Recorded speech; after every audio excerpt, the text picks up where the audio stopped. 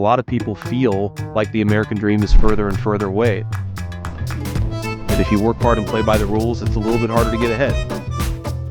It's a little bit harder to support a family, a little bit harder to buy a home. The world I grew up in was one where I think for the first time really in American history, my parents' generation did not expect their children to necessarily have a better life than they did. And you saw that in all kinds of different ways, but there was this sense growing up in Middletown in the 1990s that a lot of people didn't expect the future to be better than the past, and that's a really unique and a really tragic thing.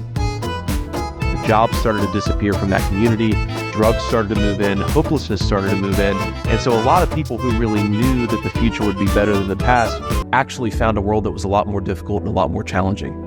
I wrote Hillbilly Elegy because I wanted to give people a sense of what it was like to live in a community like mine. I didn't think a whole lot of stories were told about white working class Americans. I didn't think a lot of stories were told about people who were struggling with some of the problems we were struggling with, joblessness, drug addiction, and so forth. And I thought that I could tell a story that would make people understand my family a little bit better, and maybe in the process, understand the struggles of a lot of families.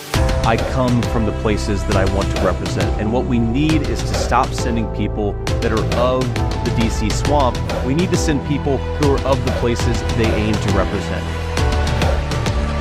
I want to fight for the people that I come from. The American media has been laundering foreign disinformation. It is disgusting. Instead of talking about the crises in our country, they try to silence the people who are experiencing them. Who do you want answering the phone? Do you want a person who hides from the friendly American media, or do you want a person who takes a bullet to the head and stands up and says, fight, fight, fight? Kamala Harris, you ought to have respect enough for your own people to enforce their border laws and listen to them. Listen to them when they complain about it.